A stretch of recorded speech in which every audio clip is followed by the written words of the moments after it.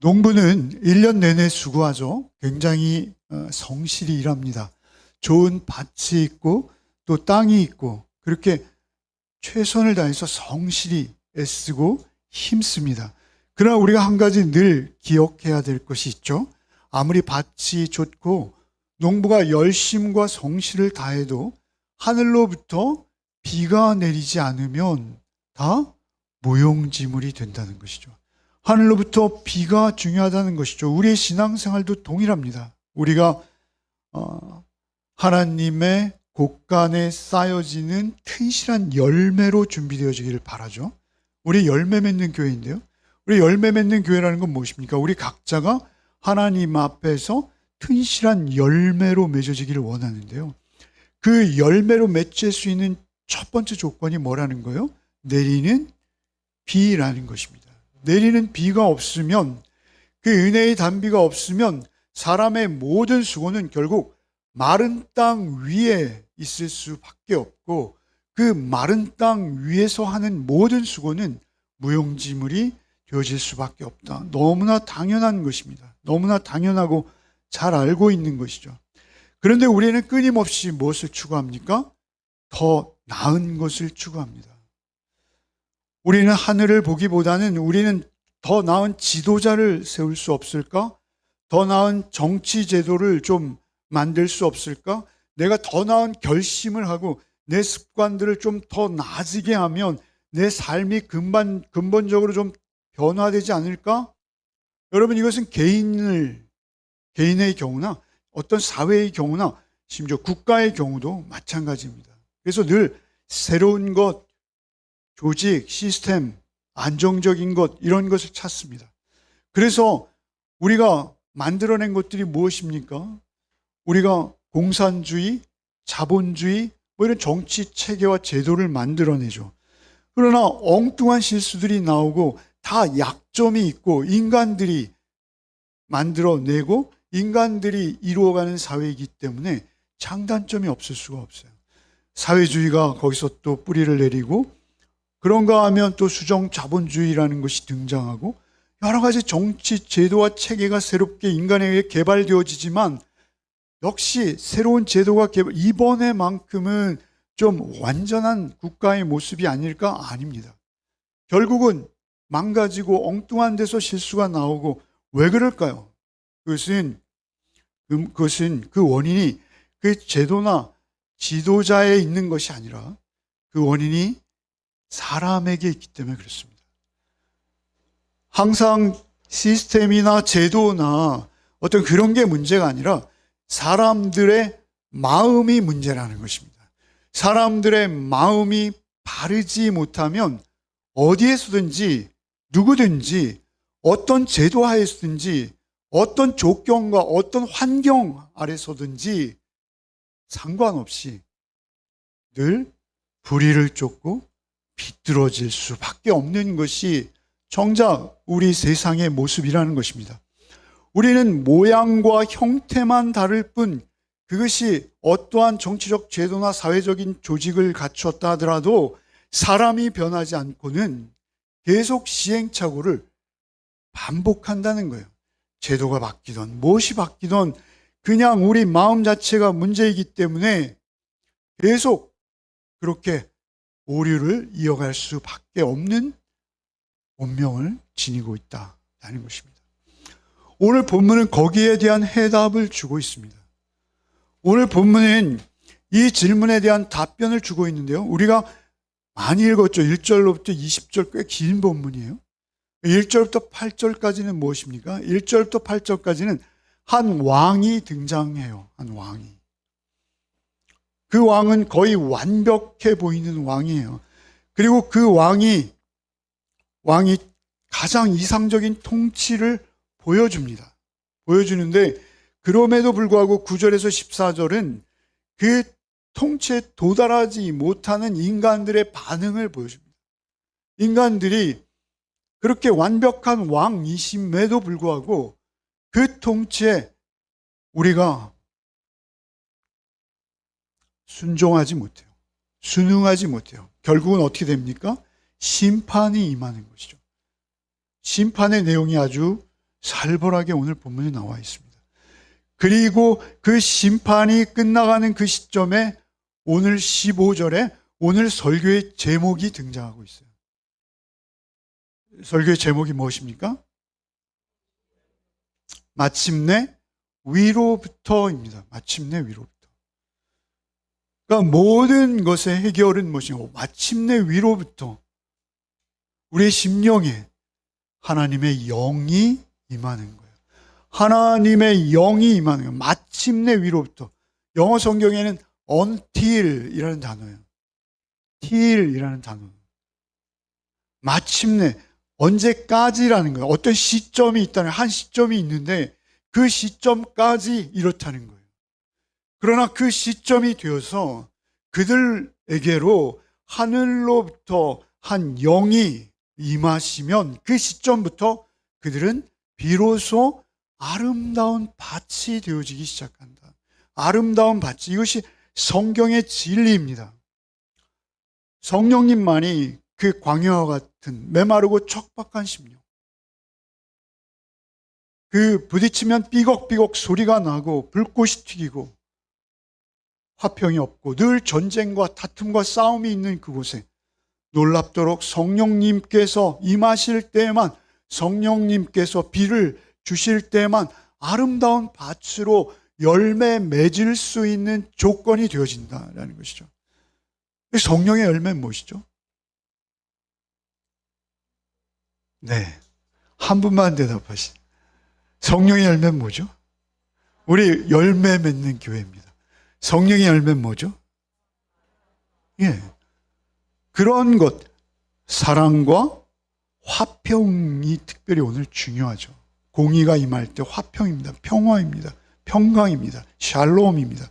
그런데 그 평강은 완전한 의의 통치가 이루어질 뿐만 아니라 그 통치가 각자 사람의 심령과 마음 속에 심어져야 된다는 거예요. 심어져야 된다.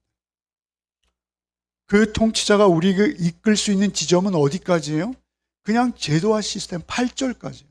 그 8절 이후로는 그 지도자가 아무리 대단해도 우리를 온전한 하나님의 통치와 공의의 나라로 세워갈 수 없다는 거예요. 결국은 심판에 이를 수밖에 없다는 거예요. 그러나 마침내, 그러나 거기까지 till인데 어떤 시점이 되면 놀랍도록 그 마음이 놀라운 열매 맺을 수 있는 밭으로 변한다라고 말씀하시네요. 이것은 진리입니다. 아무것도 잘할 수 없는 광야 같은 우리의 마음이 아름다운 열매로 가득한 밭으로 바뀔 수 있는 그 조건, 그것은 오직 하나, 뭐라 하시는 거예요? 성령의 부어지심, 성령님의 임재입니다. 우리가 잘 알아야 될 것은 무엇이냐면요, 성령님은 그러면 과연 어떤 분이시오? 그 성령님이 우리에게 임하실 때 드러나게 되는 우리의 변화되는 모습들은 과연 어떤 모습인가? 그것을 오늘 본문이 우리에게 바르게 깨우쳐 주고 있습니다. 여러분, 이 본문을 따라서 사실 이 본문은요, 놀랍도록 복음과 정확히 일치하는 순서로 되어 있어요. 여러분, 1절부터 한번 읽으면서 본문의 뜻을 따라가 보겠습니다. 1절 읽겠습니다. 보라, 장차 한 왕이 공의로 통치할 것이요 방백들이 정의로, 뭐요? 공의와 정의가 통치의 기준이 되어진다라는 거예요.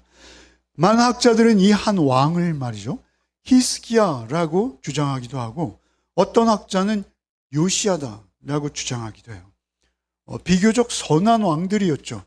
히스기야만 해도 종교 개혁을 이루었고요, 요시야도 동일합니다. 그렇게 그들이 개혁적인 왕이었어요. 그러나 사실 어느 한 왕으로 한정 지을 수는 없어요. 항상 그렇듯이 이것은 이중적인 관점을 보여줄 수밖에 없는 내용입니다. 특별히 2절을 보면 더욱 그래요. 이러한 인간 왕이 과연 가능할까요? 2절 한번 읽어보겠습니다. 그 사람은 광풍을 피하는 곳, 포구를 가리는 곳 같을 것이며 마른 땅의 냇물 같을 것이며 곤비한 땅의 큰 바위 그늘 같은 네 가지 비유가 등장하고 있죠. 그 사람이 백성들을 다스리고 통치하는 모습입니다. 그런데 그 모습이 너무나 아름답죠. 첫 번째 무엇입니까? 광풍을 피하는 곳. 여러분, 우리는 말이죠, 광풍에 휩쓸려 갈 수밖에 없는 자들이죠. 광풍이라는 건 뭐예요? 광풍은요, 우리의 죄악들입니다. 여러분, 심판의 바람이 우리에게 불어올 텐데 그 심판의 바람을 우리로부터 우리를 피하게 할 수 있는 분 누구십니까? 한 분밖에 없으시죠. 두 번째 무엇입니까? 포구를 가리는 곳. 포구를 가리는 곳. 여기서 가린다라는 것은 여러분 히브리어로 덮다라는 뜻이에요. 여러분 우리를 정죄하고 율법이 우리를 정죄해 올 때 우리를 덮어주셔서 가려주셔서 우리를 의롭다 인정받도록 해주실 수 있는 분 누구십니까? 예수님이십니다. 세 번째, 마른 땅의 냇물 같다 하시죠. 마른 땅의 냇물. 마른 땅에서 솟아나는 생명수 누구십니까? 성경에 너무나 많은 비유가 등장하는 예수님의 표현이죠. 여러분, 네 번째, 곤비한 땅의 큰 바위 그늘이라 하세요. 그분의 정체가 그렇다는 거예요. 여기서 크다라는 건 카베드인데 이건 무겁게 실었다. 영광이라는 표현이에요. 여러분, 그렇게 영광스러운 인간 존재가 아니라 그 영광스러운 메시아를 예언하는 비추임으로 우리가 해석할 수 있는 거예요. 그렇게 보호하실 뿐만 아니라 생명을 공급하시는 분이 우리에게 오실 때, 그 통치가 우리에게 시작될 때 우리에게 인식의 변화가 일어납니다. 언어의 능력이 회복되어집니다. 그 모습을 3절부터 8절까지 길게 말씀하시는데 이것을 일일이 다 여러분 설명드릴 수는 없으니까 읽으면서 뜻을 한번 묵상해 보겠습니다. 3절부터 8절 읽겠습니다. 보는 자의 눈이 감지지 아니할 것이요 듣는 자가 귀를 기울일 것이며 조급한 자의 마음이 지식을 깨닫고 어눌한 자의 혀가 민첩하여 말을 분명히 할 것이라. 어리석은 자를 다시 존귀하다 부르지 아니하겠고 우둔한 자를 다시 존귀한 자라 말하지 아니하리니 이는 어리석은 자는 어리석은 것을 말하며 그 마음에 불의를 품어 간사를 행하며 패역한 말로 여호와를 거스르며 줄인 자의 속을 비게 하며 목마른 자에게서 마실 것을 없어지게 함이며 악한 자는 그 그릇이 악하여 악한 계획을 세워 거짓말로 가련한 자를 멸하며 가난한 자가 말을 바르게 할지라도 그리함이거니와 존귀한 자는 존귀한 일을 계획하나니 그는 항상 존귀한 일에 서리라. 예, 그의 통치, 한 절대적인 왕의 통치가 일어나자 사람들이 회복되어지는 모습이에요. 회복되어지는데 특별히 우리가 관심 깊게 볼 만한 것이 5절이라고 저는 여겨집니다. 5절에 보면 어리석은 자를 다시 존귀하다 부르지 아니하겠고, 어리석은 자를 존귀하다 부르는 사람들이 있다는 거예요, 없다는 거예요? 있다는 거예요. 어리석은 사람을 여기서 나발이에요. 히브리어 나발. 잘 아시죠? 그 나발을 말이죠, 지혜롭다고 부르는 사람들이 이 땅에 존재한다는 거예요. 그런가 하면 또 어떤 사람들이 있어요? 야비한 사람들 말이죠. 여기에 보면 우둔한 자를 다시 존귀한 자라 말하지 아니하리라.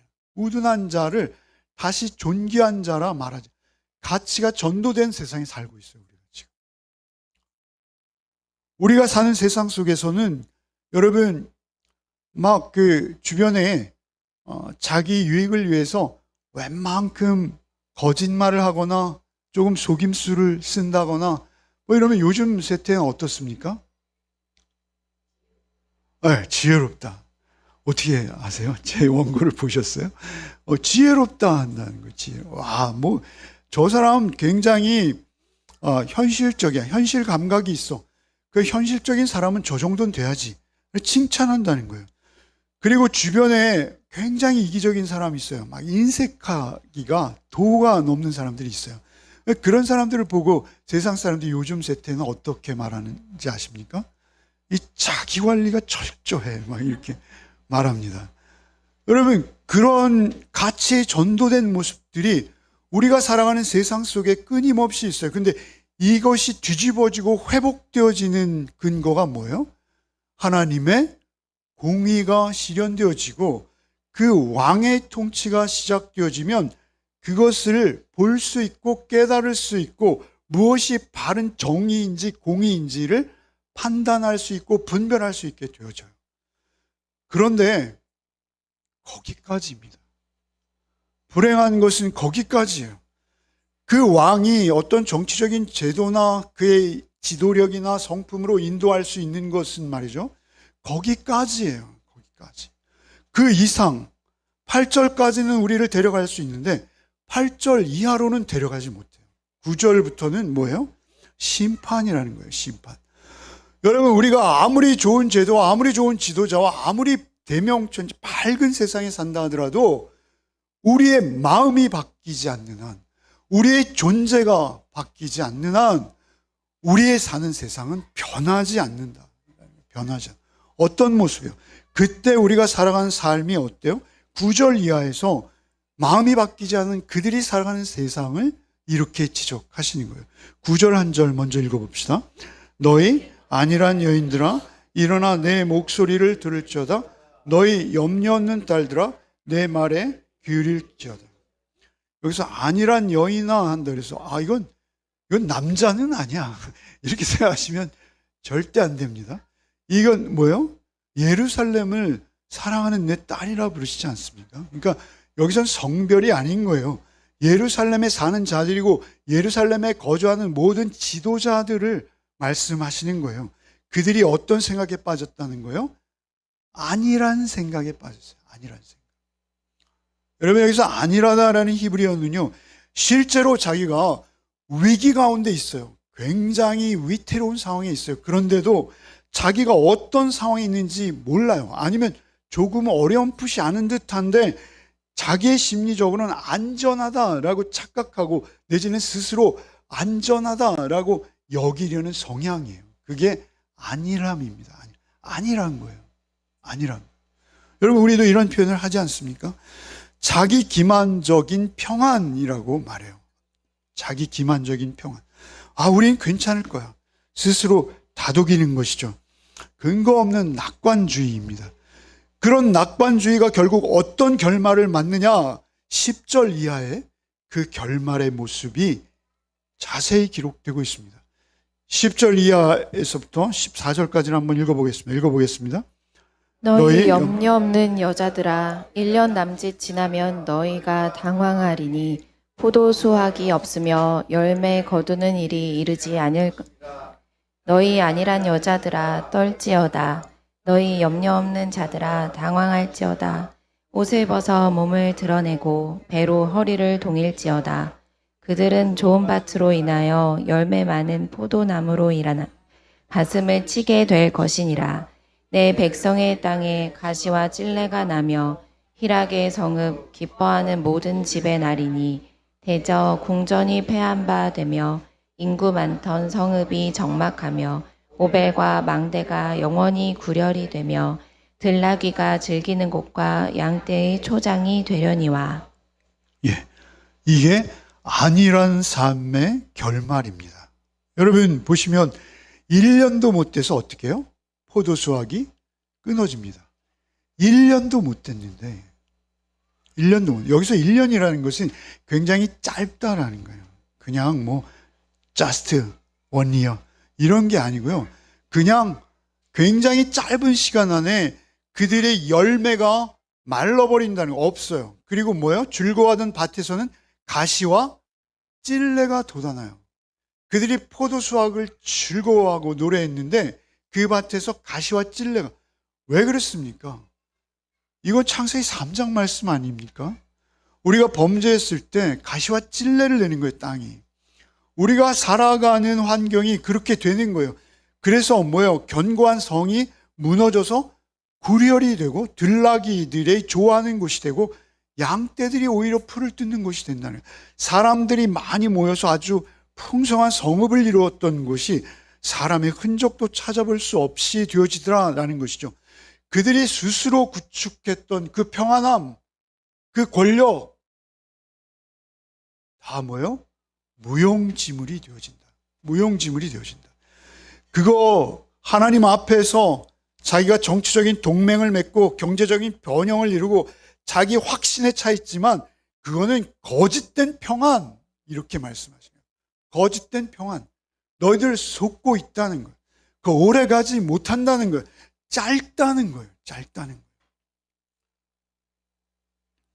우리 역시 우리 신앙적으로 이러한 안일함에 빠질 수 있습니다. 난 매일 일찍 일어나서 따로 시간을 준비해 하나님 앞에 기도하는데, 나는 매일 하루도 빠짐없이 말씀을 펴고 묵상하면서 우리 목사님 길고 지겨운데도 참고 끝까지 다 듣는데, 이런 것들이 우리를 안일하게 할 수 있다는 거예요. 아니, 오히려 종교 중에 그게 나쁘다는 게 아니에요. 절대 하지 말라는 것 절대 아닙니다. 그러나 중요한 것은 그러한 것들에게 우리의 외형적인 우리의 겉모습만 걸어버릴 수 있다는 거예요. 우리의 속은 없이, 우리의 진심과 전심은 없이 그냥 종교적인 행위로 습관적으로 우리를 만족하는 수단으로 그러한 것들이 머물 수 있다는, 안일한 삶, 자기 기만적인 평안, 겁대기뿐인 평안, 그것이 우리 하나님의 백성으로 하나님의 자녀다운 삶을 온전히 살아내게 할 수는 없다는 거예요. 그것만으로 할 수 없다는 거예요. 결국 무엇이 필요하다는 거예요? 15절이 필요하다라고 말씀하시는 거예요. 15절이 오늘 모든 핵심입니다. 오늘 우리가 본문 1절부터 20절까지 무려 20절을 살피는데요. 그 20절의 핵심은 무엇입니까? 그 모든 해결책이 어디에 있다는 거예요? 15절만큼은 크게 한번 읽어봅시다. 마침내 위에서부터 영을 우리에게 부어주시리니 광야가 아름다운 밭이 되며 아름다운 밭을 숲으로 여기게 되리라. 예, 여기에 이제 드디어 마침내가 등장한 거예요. 마침내 그 광야에 황폐한 것이 영원한 것이 아니라 그 황폐했던 곳이 변하기 시작한다는 거예요. 결국 성도, 하나님의 택한 백성, 하나님이 구원하기로 작정한 자기 백성들에게는 심판이 종착역이 아니라는 거예요. 심판이 끝이 아니라는 거예요. 심판이 끝이 아니라 뭐예요? 심판 후에 오히려 뭐가 온다는 거예요? 성령의 임하심이 있다는 거예요. 성령의 임재가 있다는 거예요. 여러분, 복음도 똑같은 구조입니다. 여러분, 십자가는 심판입니다. 여러분, 그렇게 성도에게 반드시 하나님의 개입이 예정되어 있는데, 하나님의 개입하심은 우리의 구원이 되어진다. 이것이 지금 오늘 본문의 이사야 전체의 신학이면서 성경 전체의 신학이요, 성경 전체에 압축되어진 내용입니다. 마침내가 중요한 거예요. 결국 하나님의 뭐예요? 무조건적인 은혜, 하늘로부터 주어지는, 위로부터는 히브리 말로 높은 곳이라는 거예요. 어디예요? 하나님이 계신 곳. 아래에서부터 가는 게 아니에요. 위로부터 오는 거예요. 우리 내부에서 자연 발생적으로 솟아나는 결심. 우리가 한번 요시 해보자, 개혁 한번 해보자 라고 내미는 우리의 개혁, 이런 것들이 아니라는 거예요. 우리의 개혁 의지와 상관없이 하나님께서 일방적으로 주시는 하늘로부터 내려오는 은혜의 선물, 우리의 마음을 바꾸시는, 우리의 마음을 뒤집으시는, 그것을 부어주신다는 건 뭐죠?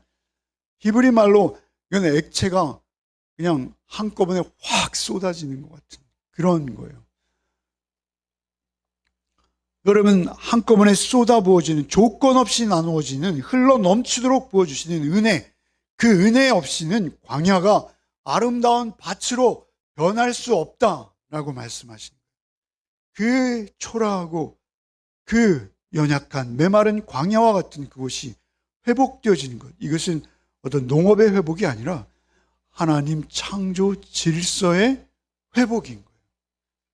하나님 창조 질서의 회복. 여러분, 광야는 어떤 그 토지의 품질을 말하는 것이 아니라, 여러분, 이 광야가 회복되는 것은 종말론적으로 우리 구원받을 수 없었던 자들이 구원에 이르게 되어진다는 것이죠. 불신앙의 무대에서 아주 척박한 자리에서. 광야는 무엇입니까? 이스라엘이 나와서 40년 동안 방황했던 곳 아닙니까? 출애굽의 1세대가 무너지고 죽어간 곳 아닙니까? 그 광야 불순종의 땅입니다. 그런데 그 땅에 뭐가 쏟아 부어지는 거예요? 하나님의 은혜가 쏟아 부어지는 거예요. 하나님의 은혜가 쏟아 부어지자 거기에서 하나님의 새로운 백성이 탄생하는 거예요. 그게 새 언약입니다. 새 언약. 새 창조요, 새 언약입니다. 이 마침내가 우리에게 너무 중요한 거예요. 16절, 17절을 이어서 읽어보겠습니다. 그때 정의가 광야에 거하며 공의가 아름다운 밭에 거하리니 공의의 열매는 화평이요 공의의 결과는 영원한 평안과 안전이라. 그때 정의가 광야에 거한다라는 건 뭐예요? 광야에서 하나님께서 성막을 치신, 그 거한다라는 것은 하나님께서 성막을 치시고 그들과 함께 하셨다, 임재, 그것을 말하는 그림 언어예요. 여러분, 정의와 공의가 그 광야에 거한다. 그로 말미암아 거기에 열매가 맺히는데 뭐가 맺힌다는 거예요? 공의의 열매는 뭐예요? 화평이라는 거예요. 화평. 또한 공의의 결과는 또 뭐라는 거예요? 평화와 고요한 안전이라는 거예요. 평화, 화평 다 뭐예요? 샬롬입니다. 샬롬. 여러분, 우리의 평안과 안전 어디에서만 보존될 수 있다는 거예요? 세상이 어떠하든지, 세상의 어떠한 환경과 조건 가운데 있든지, 중요한 것은 하나님의 영이 우리에게 부어질 때 우리는 평안해질 줄 믿습니다. 어떤 조건과 상관이 없어요. 어떤 여건도 우리는 상관하지 않아요. 다만 하나님이 나와 함께 하시면 거기에 정의가 세워지고 화평이 임하는 거예요. 18절에 그 화평에 임한 모습이에요. 18절 읽어보겠습니다. 내 백성이 화평한 집과 안전한 거처와 조용히 쉬는 곳에 있으려니와. 반복이에요. 세 가지가 반복되죠. 뭐요? 화평한 집, 안전한 거처, 조용히 쉬는 곳. 여러분의 가정이 이런 곳이 되기를 바라요. 여러분, 우리 교회가 이런 곳이 되기를 바라요. 막 비바람이 불고 세상이 다 허리케인과 같은 태풍으로 다 휩쓸려 떠내려갈 것 같은 그 속에서도 여러분의 가정, 우리 교회는 안온하게 따뜻한 주님의 사랑의 불을 비추어내고 세상을 향해 비추어내고 있는 그러한 모습이기를 바랍니다. 그때 19절과 20절 읽어보겠습니다. 그 숲은 우박에 상하고 성읍은 파괴되리라. 모든 물가에 씨를 뿌리고 소와 나귀를 그리로 모는 너희는 복이 있느니라. 여러분, 참 놀라운 것은요, 19절의 모습은 무엇입니까? 그 숲에 우박에 상하고 성읍은 파괴되리라. 여러분, 이거 심판이잖아요. 그죠? 여러분, 우박에 맞아 사람 죽는 거 보셨어요? 못 보셨어요? 보셨다 그래야지 여기서는 호흡이 맞는 건데. 중요한 건 우박에 막 자동차가 푹푹 파이더라고요. 어찌됐든 심판이죠, 우박은. 그죠? 그 숲은 우박에 상하고 성읍은 어떻게 돼요? 파괴돼요. 그런데 20절에 놀라운 것은 모든 물가에 씨를 뿌리는 자가 있어요. 그리고 그는 누구예요? 소와 나귀를 그리로 몰고 가고 있어요. 풍요와 축복의 상징이에요. 아주 평화로워요. 물가로 소와 나귀를. 이 말씀 무슨 말씀이에요? 심판과 축복이 19절에는 심판인데 분명 20절에는 뭐예요? 축복이 흐르고 있다는 거예요. 그러니까 심판과 축복이 함께 있다는 거예요. 여러분, 이게 우리가 사는 세상입니다. 여러분, 심판과 회복이 우리 가운데 동시에 일어나고 있어요. 여러분, 이것을 우리가 신학적인 용어로 뭐라 했죠? 이미와 아직. 누가 그러셨습니까? 이미와 아직인 거예요. 아직 하나님의 완전한 통치가 이루어지지는 않았어요. 완전한 통치는 언제 이루어집니까? 계시록 21장에서 이루어집니다. 예수님 오실 때 이루어지는 거예요. 그 전까지는 뭐예요? 우리는 긴장 속에서 살 수밖에 없어요. 그러나 그 긴장 속에서도 우리는 화평하고 평강합니다. 어떻게 그게 가능하냐라고 물으신다면 그것은 뭐예요? 마침내 우리에게 성령이 임하심으로 가능해진다. 여러분, 오늘 본문은 여기까지 강해가 끝입니다. 근데 이 본문을 통해서 여러분, 우리가 한 가지 더 깊은 적용을 하고 설교를 끝내기 원해요. 깊은 적용은 무엇입니까? 이것이 다 그리스도 안에서 일맥상통하는 하나님의 복음 안에서, 큰 줄기 안에서 다 우리에게 실현되어진 것이다. 여기서도 복음을 읽어내는 여러분의 안목이 있어야 된다는 것입니다. 여러분의 성경 해석의 눈이 있어야 된다는 것입니다. 여러분, 1절에 한 왕은 누구였어요? 다윗의 후손으로 오실 예수, 메시아였어요. 그리고 2절에 그 광풍을 피하는 곳, 폭우를 가리는 곳, 마른 땅의 냇물, 곤비한 땅 위에 바위 그늘 역시 누구셨어요? 예수님이셨어요. 3절과 4절에 눈과 귀가 열리고 어눌한 혀가 풀리고 맹인이 보며 못 듣는 사람이 듣는 것, 다 이거 누가 이루셨어요? 예수님께서 이 땅에 오셔서 실현시키신 거예요. 그런데 이사야서 전체를 통틀어서 가장 놀라운, 예수님께서 이건 나를 향한 말씀이야 라고 직접 선언하신 것이 있죠. 그건 뭡니까? 이사야서 61장 1절입니다. 거기를 한번 읽어보겠습니다. 이사야서 61장 1절 한번 읽어보겠습니다. 주 여호와의 영이 내게 내리셨으니 이는 여호와께서 내게 기름을 부으사 가난한 자에게 아름다운 소식을 전하게 하려 하십니다. 이 글을 예수께서 나사렛 회당에 직접 읽으시고 뭐라 하십니까? 이 글이 지금 너희에게 임했다, 이렇게 말씀해요. 이 글이 지금 너에게 임하였노니, 이렇게 말씀하세요. 그 모든 것이 실현되어진 주체가 누구라는 거예요? 왕이 임하시고 성령이 임하시고 누구 한 분을 통해서 이 모든 것이 실현되어졌다는 거예요. 예수 그리스도로 인해 실현되어졌다. 성령을 부어주시는 분도 누구예요? 여러분, 15절에 성취가 누구예요? 마침내 위로부터 부어지는 영, 그 은혜의 담비 누구예요? 사도행전 2장 33절 한번 읽어봅시다. 사도행전 2장 33절 읽어봅시다.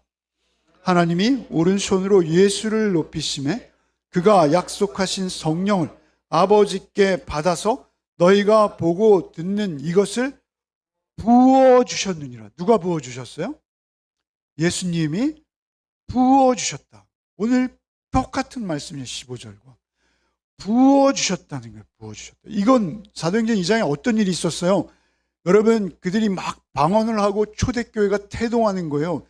그 초대교회의 신비로운 조직, 하나님이 직접 통치하시고 다스리시는 그 놀라운 공동체가 세워져 가는 그때 사람들이 저 사람들 술 취했어, 그래서 막 조롱하고 비웃잖아요. 그러자 베드로가 일어나서 이렇게 말하는 거예요. 그 말한 내용인 거예요.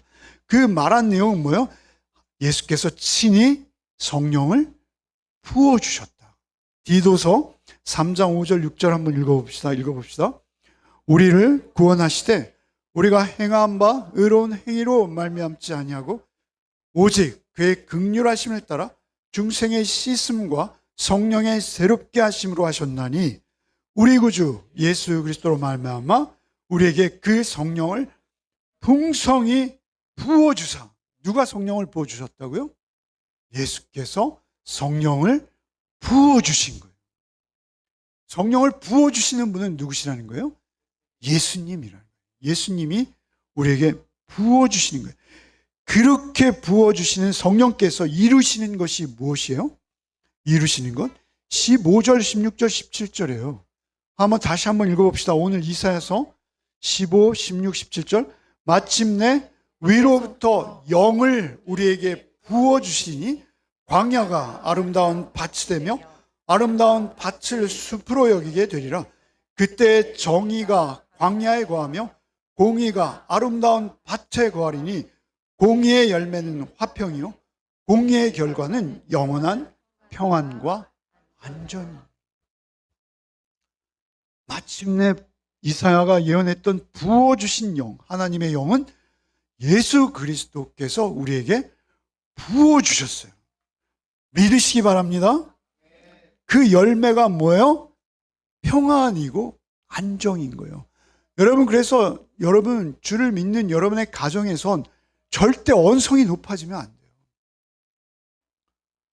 그건 변명의 여지가 없어요. 여러분, 주를 섬기는 부부 관계에서 어느 한쪽의 언성이 높아질 수 있어도 맞장구 치면 언성이 높아질 수는 없어요. 여러분, 그거는 너무나 당연한 거예요. 여러분, 로마서 14장 17절 읽어봅시다. 하나님의 나라는 먹는 것과 마시는 것이 아니요 오직 성령 안에 있는 의와 평강과 희락이니라. 여러분, 오늘 말씀과 너무나 일치하지 않습니까? 의와 평강과 희락인데 공의가, 정의가 임하자 그 열매가 뭐였어요? 화평이었잖아요. 그 정의가 임하자 화평이 거기에 같이 열매로 맺히는 거예요. 그리고 성령 안에서 뭐예요? 희락은 뭐예요? 기쁨인 거예요. 기쁨. 어떤 상황에서도 기쁨만 있으시기를 바라요. 그런데 그 기쁨은 뭐예요? 여러분이 노력해서, 여러분이 기획해서, 여러분의 의지로 여러분이 여러분의 가정을 새롭게 해서 만들 수 있는 게 아니라는 거예요. 오직 성령이 여러분이 임하실 때 그 일이 일어날 줄 믿습니다.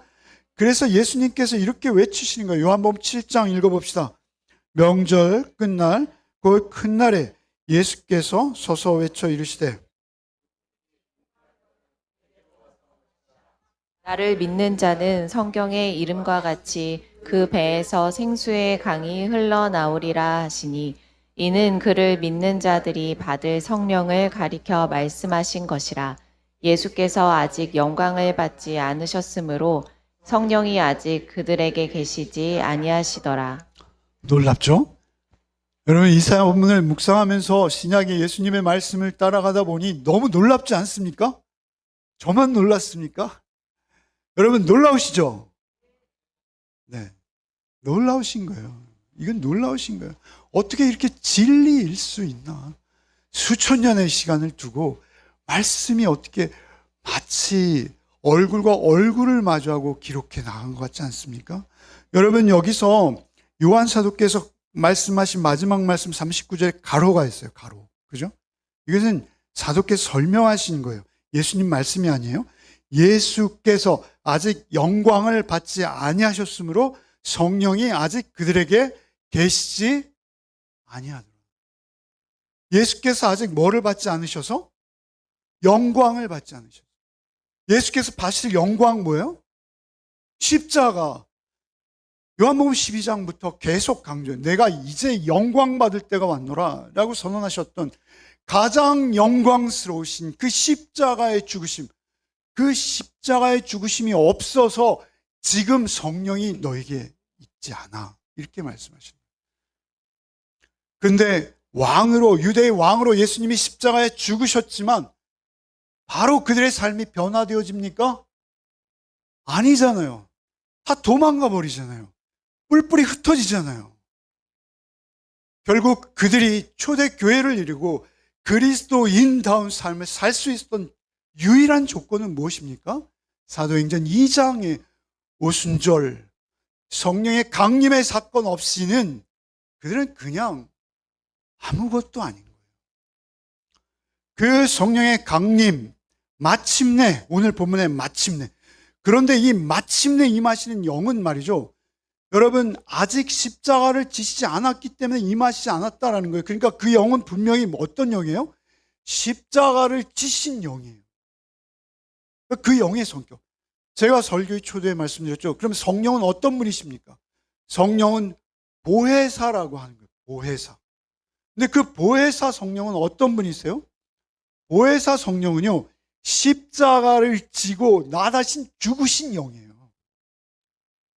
성령은 여러분, 성령이 여러분 오시면 막 여러분이 점쟁이처럼 점을 치고 씩씩 그러면서 귀신을 쫓아내고 그런 게 아니에요, 여러분. 성령은 어떤 영이라는 거예요? 나 대신 죽으신 그분의 영이에요. 십자가에 피 흘리신 분의 영. 그리고 그분이 다시 사셔서 부활하신 그 영. 그 영이 성령인 줄 믿으시기 바랍니다. 그 영이 우리를 찾아오시는 거예요. 그 영이 십자가와 부활의 승천의 구속사의 절정을 지나서 비로소 마침내 우리에게 찾아오시는 그 영, 그것이 우리의 유일한 은혜인 줄 믿으시기 바랍니다.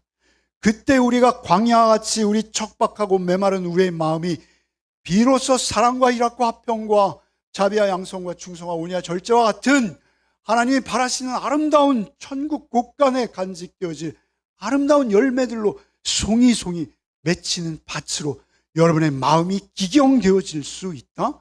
성경은 말씀하시는 것입니다. 그 사건이 오늘 본문인 거예요. 죽으시고 다시 사신 영. 여러분 스가랴서 4장 6절 한번 읽어봅시다. 이는 능으로 되지 아니하며 오직 여러분의 결심으로 되지 않아요. 여러분의 개혁 의지로 이 나라가 바뀌지 않아요. 여러분 무엇으로만 바뀐다는 거예요? 하나님의 영이 우리의 마음을 만지시고 우리가 새롭게 함을 잊기 전까지는 우리가 이 땅에서 하나님의 통치와 다스림, 하나님의 나라를 누릴 수 있는 길은 있다 없다? 없다. 없다는 거예요. 유일하게 하나님의 나라를 누릴 수 있는 곳 어디다? 여러분의 가정과 여러분의 교회가 되어야 된다. 여러분 1907년 1월 6일 평양 장대현 교회 저녁 기도의 자리였습니다. 특별한 계획도 정교한 프로그램도 없었습니다. 그런데 그 자리를 인도하시던 길선주 목사님이 기도 중에 갑작스러운 죄책감에 사로잡혀서 오랫동안 마음속에 깊이 숨겨왔던 죄, 세상을 떠난 친구의 유산을 자기가 맡아 처리하면서 그 미망인에게 돌려주지 않고 일부를 자신이 취했던 그 일을 회중들 앞에서 공개적으로 고백합니다. 그 한 사람의 고백이 곧바로 회중 전체로 번졌고 그 연쇄적인 회개가 한국 교회를 부흥시킨 것입니다. 한국 교회 전체의 영적 DNA 유전자는 무엇입니까? 평양 대부흥 운동입니다. 그 부흥 운동으로 우리 교회가 세워진 것이죠. 우리가 주목할 것은 뛰어난 설교 기술이나 조직적인 전략이나 어떤 사람에 의해서 이루어진 게 아니에요. 그냥 안일함에 익숙해 있던 교회가 그 공동체 가운데 아무도 예측하지 못한 순간에 하나님의 영이 그곳에 임하신 것입니다. 그 임하심으로 말미암아 그 성령의 주권적인 개입으로 마침내 위로부터 영이 부어지자 놀라운 부흥이 그곳으로부터 시작되었다는 것이죠. 십자가에 죽으시고 부활하신 주님의 보혜사의 성령이 우리 가운데도 역사하기를 원합니다. 그 영이 우리 가운데 있을 때 우리의 광야처럼 느껴지는 우리의 심령이 꽃밭으로 변할 줄 믿습니다. 주님이 임하실 수 있다면 임해 주십시오. 이렇게 기도해서는 안 돼요. 여러분 우리의 기도는 무엇입니까? 주여, 내가 주의 성령이 아니고서는 주의 거듭난 자로, 주를 믿는 자로 아버지의 나라를 단 하루도 한순간도 살아낼 수 없사오니 주 성령이시여 나에게 임하시고 나의 삶을 처음부터 끝까지 홀로 인도하여 주시옵소서. 여러분의 기도의 제목이 되기를 바랍니다. 그럴 때 우리는 위로부터 부어지는 성령의 역사로 말미암아 우리에게 새로운 삶이 시작되어질 줄 믿습니다. 성령께 늘 여쭙고 한 주간의 삶 속에서 늘 성령 안에 거하며 여러분의 마음을 아름다운 열매가 튼실하게 맺히는 밭으로 기경해 주실 성령님께 여러분의 모든 삶을 의탁하고 의지하는 한 주간이 되시기를 바랍니다. 주님, 위로부터 은혜를 부어주시겠다 언약하신 주님, 저희들 스스로 쌓아온 안일함이 얼마나 헛된지 오늘 말씀 앞에 다시 보게 하심에 감사를 드립니다. 저희의 결심과 계획은 결코 우리의 삶을 바꿀 수 없음을 깨닫습니다. 우리의 광야 같은 삶 속에서 오직 위로부터 부어주시는 성령님만 우리의 마음을 아름다운 밭으로 기경하여 주실 줄 믿사오니 우리를 그렇게 깨우쳐 주시고 날마다 성령님으로 우리를 인도하여 주시옵소서. 길선주 목사님을 깨우셨던 그 성령께서 우리 각자가 기도할 때 우리 역시 깨어나게 하셔서 먼저 사과하고 먼저 사죄하고 먼저 그들을 사랑으로 섬길 수 있는 자들로 우리가 새로움을 입게 하여 주시옵소서. 저희로 하여금 스스로를 의지하지 않고 오직 주께서 부으신 성령만을 의지하는 한 주간이 되게 하여 주시옵소서. 공의와 화평이 거하는 참된 안식으로 이 한 주간도 우리를 인도하여 주시옵소서. 예수 그리스도 이름 받들어 기도하옵나이다. 아멘.